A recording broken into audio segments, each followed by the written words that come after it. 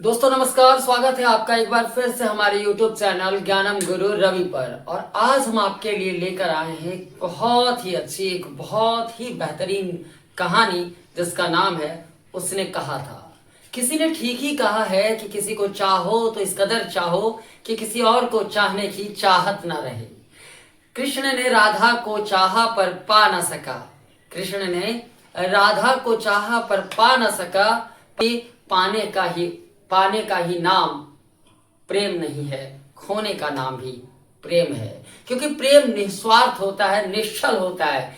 प्रेम में दो आत्माओं का मिलन होता है, जिस्म का मिलना जरूरी नहीं होता है।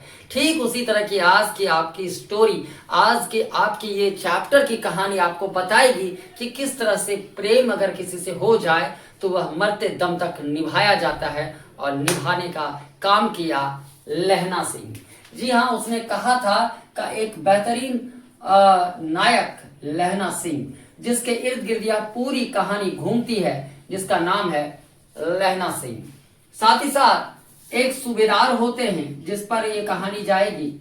सूबेदार का बेटा बोधा सिंह होता है और अंत तक बोधा सिंह, और अंत में इसे अंत में सबसे ज्यादा जो साथ मिला था वह वजीरा का था। ध्यान दीजिएगा कि इन्हीं लोगों में यह कहानी घूमते रहती है और एक सच्ची प्रेम कथा का अंत होता है। वह प्रेम कथा क्या है आज हम आपको बताएंगे, क्योंकि स्टोरी काफी लंबी है, काफी बड़ी है। तो अगर पढ़ के सुनाऊं तो शायद नीरसता आ जाएगी आपके। मुझे तो मजा आया था, लेकिन आप प्रयास करें कि खुद से स्टोरी पढ़ें। आपको स्टोरी समझ में आई होगी, जरूर आई होगी। नहीं आई तो मैं आपको अलग अलग सीन बाय सीन बांट के मैं आपको अलग अलग सीन में मैं उसे कन्वर्ट करके आपको समझाने का प्रयास करूंगा।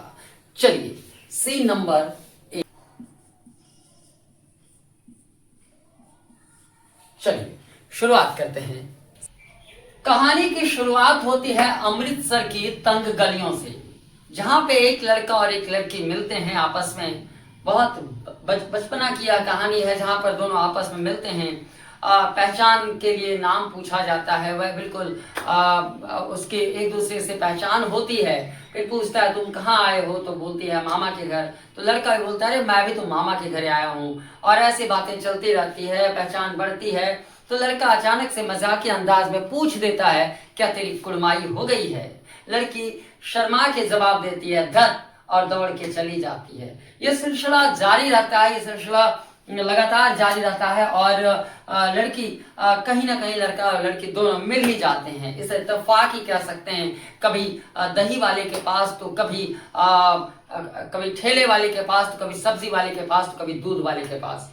यह सिलसिला लगातार 1 महीने तक चलता रहता है। लड़का लड़की एक दूसरे को शायद पसंद करने लगते हैं। और जब भी मिलती है लड़की तो लड़का का एक ही सवाल होता है क्या तेरी कुड़माई हो गई है। तो जवाब हमेशा आता है घट, कह के वो लड़की चली जाती है। एक बार की बात है कि फिर से अकस्मात मुलाकात होती है, अचानक मुलाकात होती है। और लड़का फिर से पूछता है, इस बार मजाक के अंदाज में फिर से पूछता है कि क्या, लड़का पूछता है क्या तेरी कुड़माई हो गई है। लड़की बोलती है हाँ हो गई। लड़का पूछता है कब, तो लड़की बोलती है कल। देखता नहीं है ये रेशमदार शालू, ये बूटे वाले शालू जो मैं पहना हूं, तुझे पता नहीं है मेरी कुड़माई हो गई है। लड़का का दिल टूट जाता है, वह वहां से गुस्से में निकल जाता है। लड़का डिप्रेशन में चला जाता है। वह रास्ते में चलते हुए कभी कुत्ते को ईंट पत्थर से मारता है, तो कभी बुढ़े को ढकेल देता है, तो कभी किसी से टकरा जाता है। तो एक वैष्णवी आती रहती है नहा सुना के, उससे टकरा जाती है। कुल मिला के कहा जा सकता है कि लड़का पूरी तरह से पागल हो गया था, उसका दिल टूट जाता है। और यहीं पे स्टोरी को समाप्त करके अब आगे क्या होता है सुनते हैं। सीन 2।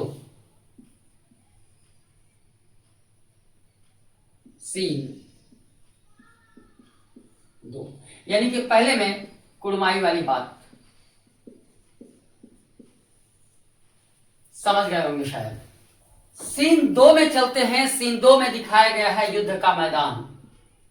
युद्ध यानी कुल मिला के उस समय भारत अंग्रेजों का गुलाम था और उस समय विश्व युद्ध का युद्ध चल रहा था, उस समय विश्व युद्ध चल रहा था, विश्व युद्ध का दौर चल रहा था। और उस विश्व युद्ध में भारत को भेजा गया था अंग्रेजों की तरफ से जर्मनी लड़ने के लिए, यानी फ्रांस की सेना की तरफ से ये लड़ रहा था। किससे? तो जर्मनी से। यह सीन जर्मनी वालों से युद्ध का सीन होता है। सारे पलटन जो सिख बटालियन के थे, यानी यह सीन 2 में किस बटालियन को दिखाया गया है? तो सिख बटालियन को दिखाया गया है। सिख बटालियन के जितने लोग थे सभी एक साथ रहते हैं। वहां की ठंड देखकर सभी बोलते हैं यार ये भी कोई ठंड है, अमृतसर जालंधर से 10 गुना ज्यादा ठंड यहाँ पड़ रही है। और ऐसी ही बातचीत चलती रहती है। कहते हैं खंदक से तो बाहर निकल ही सकते, क्योंकि कैंप बनाया जाता है जमीन के अंदर घुस के, जो क्या कहता है एक सैनिक लोग रहने का बसेरा बनाते हैं, उसके बाहर निकल नहीं पाते हैं, क्योंकि वो कहता है, लहना सिंह बोलता है कि अगर मैं बाहर हाथ में निकालूं तो उधर से धाई से गोली लग जाएगी। और इस तरह से कई बातें चलती रहती है। सब कहता है अरे भाई कोई दिक्कत नहीं है, 3 दिन की और बात है, 3 दिन काट लेंगे इस खंदक में, फिर 7 दिन मौज से मस्ती से रहेंगे, खाएंगे पिएंगे सोएंगे।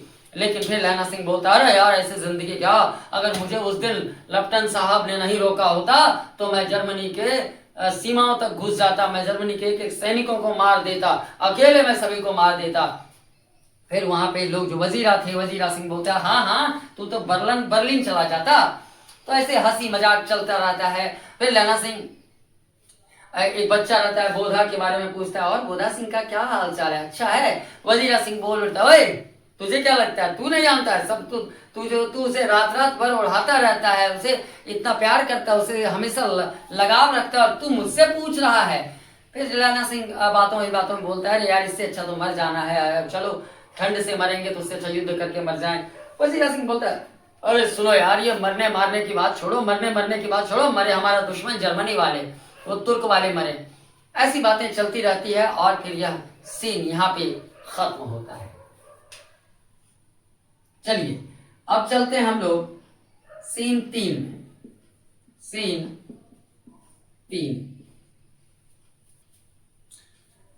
सीन 3 का कुछ इस तरह से दर्शाया गया है कि अचानक से एक रात क्या होता है कि कंदक में जो खंदक होता है, जो कैंप था उसका, उस कैंप में सभी लोग पहरेदारी कर रहे होते हैं। लहना सिंह वहां का सूबेदार होता है जैसा कि बताया जाता है।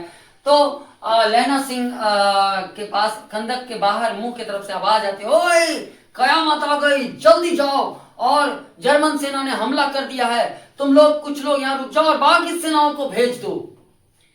अचानक से लहना सिंह उठता है और ऑर्डर देता है कि जितने सेना है सभी लोग चले जाओ, क्योंकि युद्ध शुरू हो गया है। और सभी लोग जितने पलटन में इसके सिख सिपाही थे सभी लोगों को भेज दिया जाता है खंदक से बाहर, और वह सारे सैनिक चले जाते हैं युद्ध मैदान की ओर चले जाते हैं। खेतों में बारिश हुई रहती है, मिट्टी गीली होती है, फिर भी सभी सिख जो सिपाही थे वे सभी लोग चले जाते हैं।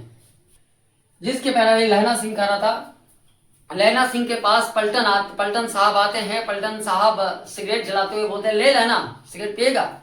लहना सिंह को समझ नहीं आता है कि जो हमारे पलटन थे सिख सिगरेट नहीं पीता है, तो उसे कुछ शक होता है कि शायद हमारे पलटन साहब तो नहीं है कहीं, और ये मेरे पलटन साहब नहीं हो सकते, पलटन साहब हमारे जो थे वो सिगरेट तो पीते नहीं थे। तो उससे डाउट होता है, वो अपने डाउट को कम करने के लिए वो उससे अजीब अजीब तरह के सवाल करते हैं। कभी नीलगाय के लंबे लंबे सींगों की बात करता है, तो कभी एक मुस्लिम लड़का को मंदिर में जाके पूजा करने की बात करता है। तो वो ताकि चूंकि वो लेफ्टिनेंट जो था वह गोल मटोल जवाब दे रहा था, इससे शक होता है। जब यह 2-3 सवाल जब करता है लहना सिंह, तो जो लेफ्टिनेंट साहब होते हैं वह पकड़ा जाते हैं और उसे पता चल जाता है लहना सिंह को कि यह हमारे लेफ्टिनेंट साहब नहीं हैं, और यह कहीं ना कहीं ये बहरूपिया का रूप धारण करके हमारे घात लगा करके जर्मनी सेना हमला करेगी। इसीलिए सभी सेनाओं को इन्होंने भिजवा दिया और यहां से हटा दिया। अब आते हैं सीन 4 में। सीन 4, चूंकि वह सिगरेट पीते हुए, सीन 3 में आप देखिए सिगरेट पीने के लिए बोला था, सिगरेट जब पिया था उसका चेहरा दिख गया था, उसके बाल नहीं थे। तो लहना सिंह को लगा कि ये हमारे लेफ्टिनेंट साहब नहीं है, उसने पहचान लिया कि लेफ्टिनेंट साहब नहीं है। वह सिगरेट लेके दौड़ा दौड़ा भागता है और जाता है अंदर की ओर, अपने सारे सिपाहियों को समझाने के लिए कि कयामत आ गई है।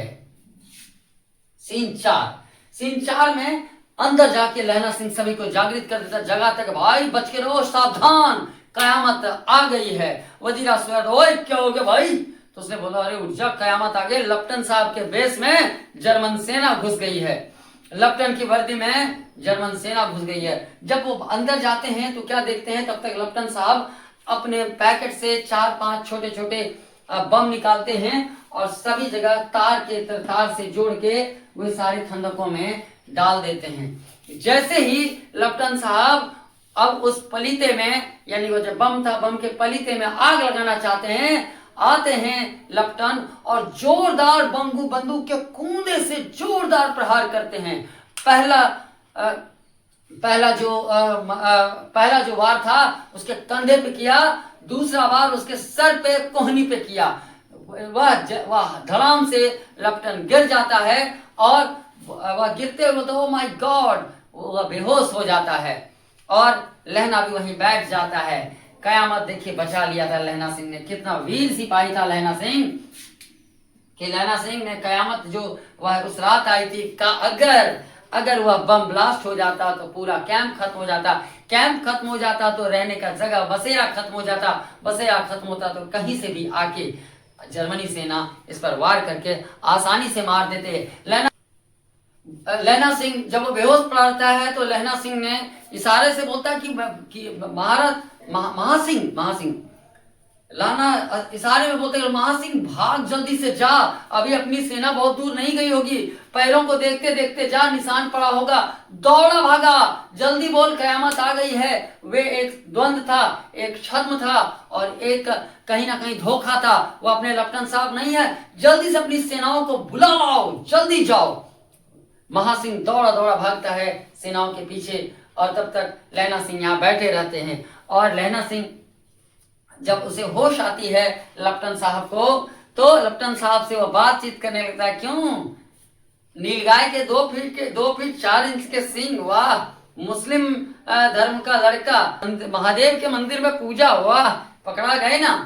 तभी लप्टन साहब अपने हाथों में, अपने पैकेट में हाथ डालते हैं और धड़ाम से गोली चला देते हैं। गोली उनके जांघ में लगती है और जब गोली लगते ही गिरते गिरते लहना सिंह मार्टिन से 2 मार्टिन मोटर को उनके कनपट्टी में दे मारता है और वह लप्टन जो वेश बदल कर आया था वह वहीं ढेर हो जाता है, वहीं मर जाता है। अब आते हैं सीन 5। अब तक आपको बताया था कि लहना सिंह ने अपनी पिस्तौल निकाली और हेनरी मार्टिन के 2 फायर से उसकी कपाल क्रिया कर दी। लप्टन साहब ढेर हो गए। बोधा चिल्लाया, ओए क्या हुआ? लहना सिंह ने उसे यह कहकर सुला दिया, खैरे हड़का हुआ कुत्ता आया था, मार दिया साले को, और औरों से सारी बातें सच सच कह दी।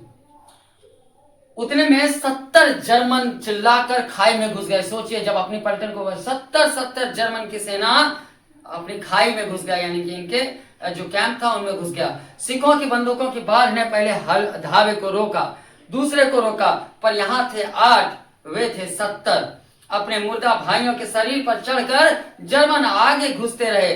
थोड़े से मिनटों में अचानक आवाज आती है, क्योंकि महासिंह चले गए थे, उधर से सारी सेना अपनी दौड़ी आ रही थी। यार धोखा हो गया। उधर से सारी सेना दौड़ी आई और अचानक से आवाज आई, वाहेगुरु जी फतह, वाहेगुरु जी खालसा, और धड़ाधड़ बंदूकों से फायर जर्मनों की पीठ पर पड़ने लगे। आए मौके पर जर्मन 2 चक्की के पाटों में बट गए। पीछे से सूबेदार हजारा सिंह के जवान आग बरसाते थे और सामने से लहना सिंह के साथियों ने धमाल मचा रखा था। एक किलकारी और, अकाल सिक्का दी फौज, वाहेगुरु जी दा खालसा, वाहेगुरु जी दा फतह, जो बोले सो निहाल, सत श्री अकाल। और फिर लड़ाई खत्म। सिखों में 15 के प्राण चले गए थे। सूबेदार के दाहिने कंधे से गोली आर पार निकल गई थी। लहना सिंह की पसली में एक गोली लगी, यानी कि लहना सिंह को 2 गोली लगी थी। लहना सिंह का सूबेदार ने जमकर तारीफ कर रहे थे, उसकी तुरंत बुद्धि को सराह रहे थे कि लहना अगर आज तू नहीं होता ना, हम सारे सभी के सभी मारे जाते। इस लड़ाई की आवाज 3 मील दाहिनी और खाई वालों ने सुन ली थी। उन्होंने पीछे से टेलीफोन कर दिया था। वहां से झटपट 2 डॉक्टर और 2 बीमार ढोने की गाड़ियां चली आई, जो 1.5 घंटे के अंदर पहुंच जाएगी। फील्ड अस्पताल नजदीक था, सुबह होते होते वहां पहुंच जाएंगे, इसलिए मामूली पट्टी बांधकर एक गाड़ी में घायल लिटाए गए और दूसरी में लाशें रखी गई। सूबेदार ने लहना सिंह की जांघ पर पट्टी बंधवाना चाहिए, पर उसने यह कहकर टाल दिया कि अरे थोड़ा सा घाव है, सवेरे सब ठीक हो जाएगा। बोधा सिंह ज्वर से बर्रा रहा था। वह गाड़ी में लिटाया गया। लहना को छोड़कर सूबेदार जाना नहीं चाहते थे। बाबू मैं बता देता हूं कि ये जो सूबेदार थे वो बोधा सिंह के बाप थे। और सूबेदार कौन थे, लहना सिंह क्यों इसको इतना मानते थे बोधा को, इसकी जानकारी मैं आपको बता दूंगा। क्लाइमेक्स बाकी है मेरे दोस्त। पर उसने यह कहकर टाल दिया कि थोड़ा घाव है, सवेरे देखा जाएगा। बोधा सिंह ज्वर में बर्रा रहा है। जो बोधा सिंह जाड़े से कांप रहा है। बुखार इतनी तेज है कि उसे बहुत वह बुखार से तप रहा है। उसे तुम पहले ले जाओ। लहना को छोड़कर सूबेदार जाना नहीं चाहते थे। ये देख लहना ने कहा, तुम्हें बोधा की कसम और सूबेदारनी की सौगंध जो इस गाड़ी में ना चढ़े, जाओ तुम जाओ। और तुम लहना, अरे मेरे लिए वहां पहुंचकर गाड़ी भेज देना, और जर्मन मुर्दों के लिए भी तो गाड़ियां आती होंगी। मेरा हाल बुरा नहीं है, देखते नहीं हो मैं खड़ा हूं, वजीरा सिंह मेरे पास ही है। अच्छा। बोधा गाड़ी पर लेट गया। आप भी चढ़ जाओ। सुनिए तो, सूबेदारनी अगर चिट्ठी लिखे तो मेरा पता बता देना, उसे कह देना कि उसने जो कहा था मैंने कर दिया। देखिए बेटा, उसने जो कहा था मैंने कर दिया। चूंकि सूबेदार को गोली लगी थी और कंधे के पास लगी थी, जो कि आर पार हो गई थी। सूबेदार जो था वह और बोधा चला गया। सूबेदार और बोधा गाड़ी पर चढ़ गया। गाड़ी के जाते ही लहना सिंह लेट गया। वजीरा पानी पिला दे और मेरा कमरबंद खोल दे यार, तर हो रहा है। जैसे कि मृत्यु आने से पहले लोग सपनों में चले जाते हैं, ठीक वही होता है। वह लहना के गोद में गिर जाता है और एक सपना देखने लगता है। सबसे पहले देखिए बाबू, सीन 1 में आ जाइए। अब यहां से पता चलेगा कि सूबेदार बोधा सिंह और लहना में क्या रिश्ता था।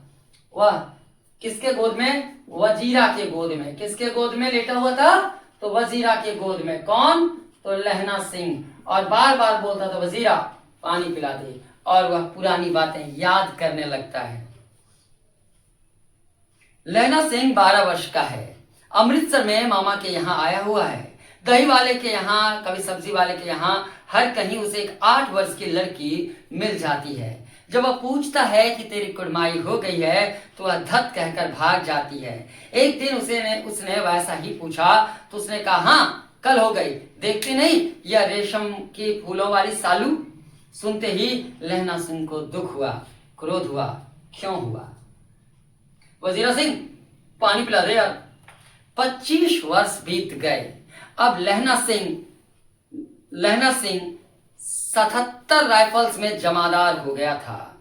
उस 8 वर्ष की कन्या का ध्यान ही नहीं रहा, न मालूम वह कभी मिली थी या नहीं। 7 दिन की छुट्टी लेकर जमीन के मुकदमे की पैरवी करने आए वह अपने घर गया था। वहां रेजिमेंट के अफसर की चिट्ठी मिली कि फौज लाम पर जा रही है, युद्ध में जा रही है, फौरन चले आओ। साथ ही सूबेदार हजारा सिंह को भी चिट्ठी मिली कि मैं और बोधा सिंह भी लाम पर जा रहे हैं। हजारा सिंह, यानी सूबेदार का नाम क्या था? हजारा सिंह। क्या नाम था? हजारा सिंह। ध्यान दीजिएगा, हजारा सिंह नाम क्या था? हजारा सिंह। हजारा सिंह को भी सूबेदार बोधा सिंह भी लाम पर जाते हैं। लौटते समय हमारे घर होते जाना। तो यानी कि हजारा सिंह ने लहना से कहा था कि सुनो, लाम पे सबको जाना है, रास्ते में मेरा घर पड़ता है, तुम इधर से आते समय मिल के जाना, और इधर से हम लोग सब साथ में चलेंगे। लौटते समय हमारे घर होते जाना, साथ चलेंगे। सूबेदार का गांव रास्ते में पड़ता था और सूबेदार उसे बहुत चाहता था। लहना सिंह सूबेदार के यहाँ पहुंचा। जब चलने लगे तब सूबेदार बेड़े में से निकल कर आया। बोला, लहना, सूबेदारनी तुमको जानती है, बुलाती है, जा मिला। लहना सिंह भीतर पहुंचा। सूबेदारनी मुझे जानती है कब से? वो सोचने लगा, सूबेदारनी मुझे कैसे जानती है भाई? सूबेदार जी तो कभी आज तक पत्नी को दिखाया भी नहीं, तो मैं मिला कभी, तो वो मुझे कैसे जानती है? रेजिमेंट के क्वार्टरों में तो कभी सूबेदार के घर लोग नहीं रहे। दरवाजे पर जाकर मत्था टेका। असीम सुनी? लहना सिंह चुप। मुझे पहचाना? नहीं। तेरी कुड़माई हो गई? खत कल हो गई। देखते नहीं रेशमी बूटों वाला सालू अमृतसर में, याद है? लहना सिंह दंग रह जाता है। वह सोच नहीं पाता है। समझो, उसकी पूरी आत्मा मृत हो जाती है। उसकी यादें ताजा होने लगती है। भावों की टकराहट से वह मूर्छित हो जाता है। पसली का घाव बह निकलता है। दिल में जो अरमान थे वो आज सामने देख रहा था। वजीरा, पानी पिला दे यार, उसने कहा था। फिर पानी पी के अपनी स्टोरी फिर याद करने लगता है। स्वप्न चल रहा है। सूबेदारनी कह रही है, मैं तेरे को आते ही पहचान लिया। एक काम कहती हूँ, मेरे तो भाग फूट गए। सरकार ने बहादुरी का खिताब दिया, लॉयलपुर में जमीन दी है। आज नमक हलाली का मौका आया है, पर सरकार ने हम तीमियों की घगरिया पलटन क्यों न बना दी। जो मैं सूबेदार जी के साथ चली जाती। एक बेटा है फौज में, उसे 1 ही वर्ष हुआ है। उसके पीछे 4 हुए पर एक भी नहीं बचा। सूबेदारनी रोने लगी। अब दोनों जाते हैं मेरे भाग। तुम्हें याद है एक दिन तुमने टांगे वाले का घोड़ा दही वाले की दुकान के पास बिगड़ गया था, तब उस दिन तुमने मेरे प्राण बचाए थे। आप घोड़े की लातों में चले गए थे और मुझे उठाकर दुकान के तख्ते पर खड़ा कर दिया था। ऐसे ही इन दोनों को बचाना लेना, यह मेरी भिक्षा है। तुम्हारे आगे मैं आंचल पसारती हूँ। रोती रोती सूबेदारनी ओबरी में चले गए। लहना भी आंसू पोंछता हुआ बाहर आ गया। सोचिए बेटा, क्या सीन होगा वो जिससे आप बचपन में मिले थे, फिर 25 साल तक नहीं मिले, अचानक मिले तो इस रूप में देखे, कैसा लगा? वो आपको कसम दे रहा होगा कि तो आपको कसम है, आप इसकी प्राणों की रक्षा करना। आप मरते जीते मरते आप इनकी देखभाल करना। क्या लगा होगा उस समय लहना को? लहना का सिर, वजीरा सिंह पानी पिला दे यार, उसने कहा था। लहना का सिर अपनी गोद में रख वजीरा सिंह बैठा है। जब मांगता है तब पानी पिला देता है। आधे घंटे तक लहना चुप रहा। फिर बोला, कौन? कीरत सिंह? अब वहां से हटके अपने गांव आ जाता है सपनों में। वजीरा ने कुछ समझ कर कहा, हाँ भैया, मुझे और ऊंचा कर ले, अपने पट पर मेरा सिर रख ले। वजीरा ने वैसा ही किया। अपने पैरों को उठा के उसे और अपने कलेजे से लगा लिया। हाँ, अब ठीक है, पानी पिला दो। बस अब के हार में यह आम खूब फलेगा। चाचा भतीजा दोनों यहीं बैठकर आम खाएंगे। जितना बड़ा मेरा भतीजा है उतना ही यह आम है। जिस महीने उसका जन्म हुआ उसी महीने मैंने इसे लगाया। वजीरा सिंह के आंसू टपक रहे थे। कुछ दिन पहले के अखबारों में पढ़ा था, फ्रांस और बेल्जियम 68वीं सूची मैदान में, फ्रांस और बेल्जियम 68वीं सूची मैदान में घाव से मरा नंबर 77 सिख राइफल्स जमादार लहना सिंह। अखबारों में पढ़ी है कहानी, यानी कि लहना सिंह मर गए थे। अब आपको समझ में आ गया होगा कि जो हजारा सिंह थे उसकी जो पत्नी सूबेदारनी थी उसे बचपन में लहना सिंह प्रेम करते थे। और लहना सिंह से उसकी शादी नहीं हो पाई क्योंकि वह कभी मिल नहीं पाए। और मिले भी तो कब? जब सूबेदार हजारा सिंह की पत्नी बन चुकी थी और बोधा सिंह की मां बन गई थी। इसीलिए लहना सिंह बोधा सिंह को बहुत दुलार करता था, बहुत प्यार करता था, उसकी हर बार देखभाल किया करता था। और वह खुद मर गया, लेकिन हजारा सिंह और बोधा सिंह दोनों को गाड़ी में बिठा के अस्पताल भर्ती करवा दिया। चाहता तो खुद भी वो अपनी इलाज के लिए पहले चला जाता, लेकिन चूंकि सूबेदारनी ने उसे कसम दिया था, सौगंध दिया था कि कि मेरे हजारा और बोधा की रक्षा तुम करना। इसलिए उस सौगंध की कसम, उस सौगंध को निभाने के लिए, उस कसम को निभाने के लिए वह खुद मर गया, लेकिन उन दोनों की प्राण बचा लिया। ये होती है सच्ची प्रेम। जब आप किसी से प्रेम करते हैं तो कुछ भी न्यौछावर करने को तैयार हो जाते हैं। और लहना सिंह ने यह करके दिखाया कि जो हम प्रेम करते हैं उसे सच्चा जरूर निभाते हैं, निश्चित रूप से हम उसे पूरा कर देते हैं। ये कहानी थी उसने कहा था। कैसा लगा? आगे के चैप्टर्स में आपको पढ़ाऊंगा इसका लेखक परिचय। Thank you so much. तब तक के लिए धन्यवाद। Bye bye.